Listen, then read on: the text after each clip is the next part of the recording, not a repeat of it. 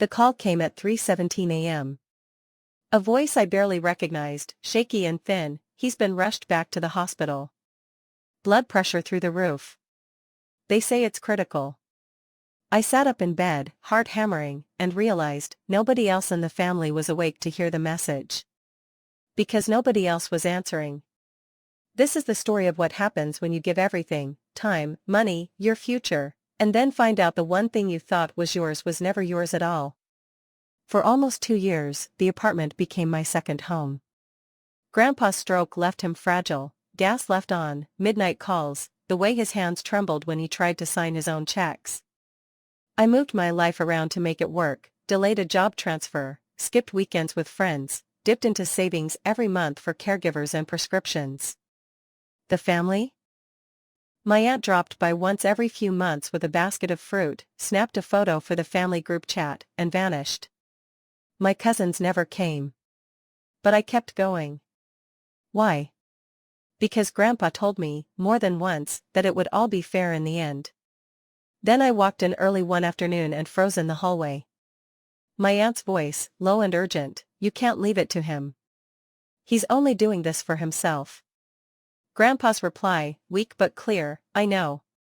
That's when I found the papers, signed 6 months ago. The apartment was hers.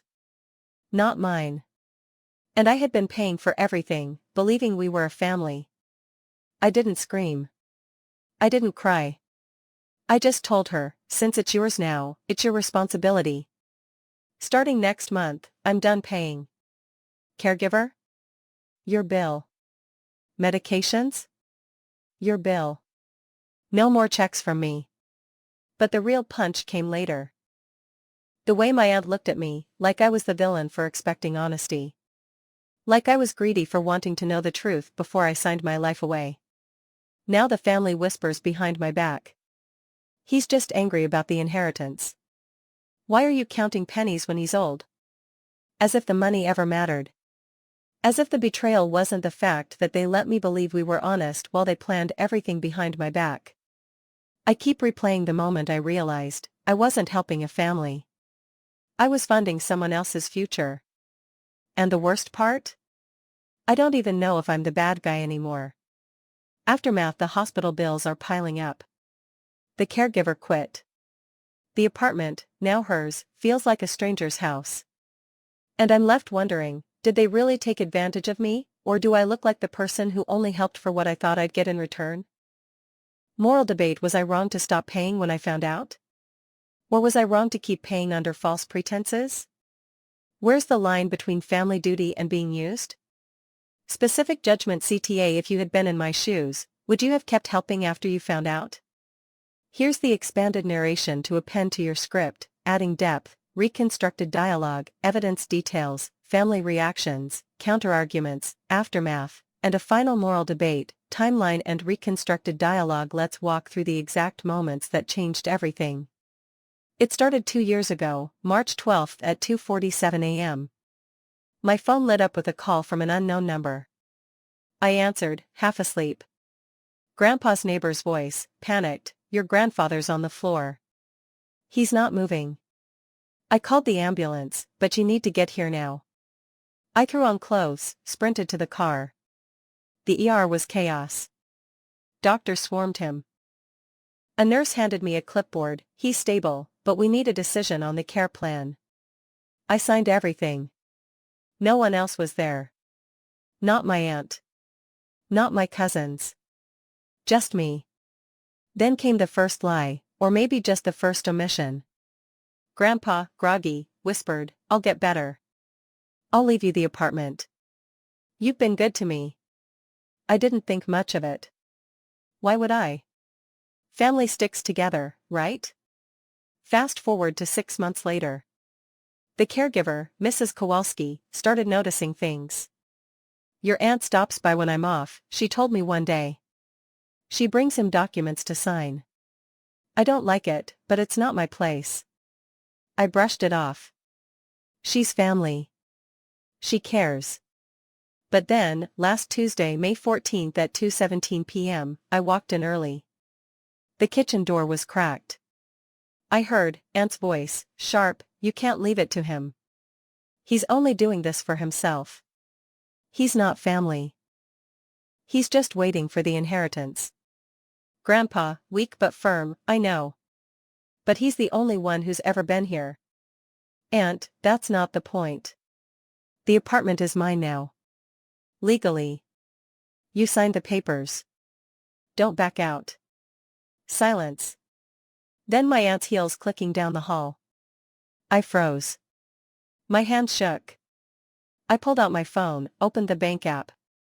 Last month's payment to the caregiver, $1,850. My savings, $2,300 left. That's when I found the papers. Hidden in Grandpa's desk. A deed transfer, dated November 3rd. His signature, shaky but unmistakable. Witnessed by my aunt's husband. Evidence details. Let's lay out the proof. First, the bank records. Every month, like clockwork, $1,500 to $2,000 from my account to the caregivers.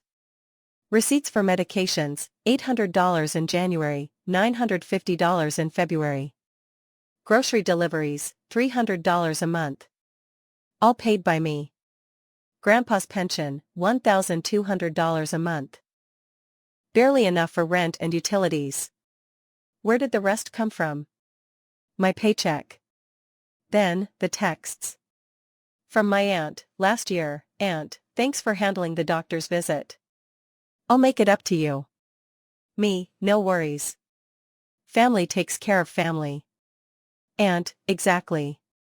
But behind my back, she was saying, aunt to cousin, texts I found on her phone after she left it at the apartment. He's bleeding us dry. The apartment's mine now.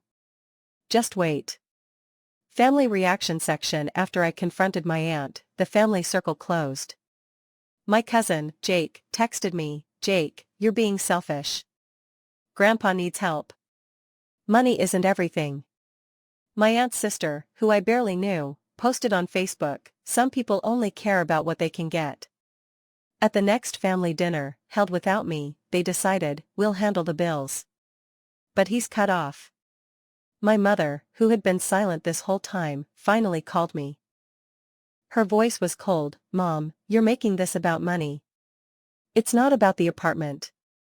It's about Grandpa. Me, then why did they lie to me? Why did they let me believe we were honest?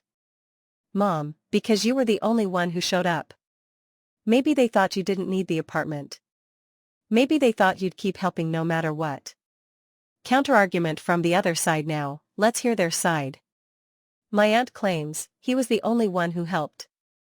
But he was also the only one who expected something in return. We didn't lie. We just didn't tell him everything. Grandpa's lawyer, who drafted the deed transfer, says, your grandfather was of sound mind when he signed. He had the right to leave the apartment to whomever he chose. My cousins argue, he's not being cut off because of the apartment. He's being cut off because he's only thinking about himself now. Aftermath. The hospital bills are piling up. $12,000 so far. The caregiver quit. The apartment, now my aunt's, is a stranger's house. Grandpa's health is declining. His blood pressure spikes every time he sees me. The last time I visited, he turned his face away. My savings? Gone. My job transfer? Still delayed. My friends? They've stopped inviting me out. Too much drama, they say. And the worst part? I don't even know if I'm the bad guy anymore. Was I wrong to stop paying when I found out? Or was I wrong to keep paying under false pretenses? Where's the line between family duty and being used? Final moral debate and specific judgment question. Let's talk about morality. Was I wrong to stop paying? Or was I wrong to keep paying under false pretenses? Consider this, if I had known the truth from the beginning, would I have helped at all? Probably not. But I didn't know. I thought we were a family. I thought we were honest. But here's the thing, they knew the truth. They knew I was paying for everything. They knew I thought the apartment was mine. And they let me believe it anyway. So, the question is, if you had been in my shoes, Would you have kept helping after you found out? Or would you have walked away, just like I did? And more importantly, where's the line between family duty and being used? When does helping become enabling? When does love become exploitation? These are the questions that keep me up at night. And I don't have the answers. But I know one thing, I won't be the one to pay for their lies anymore.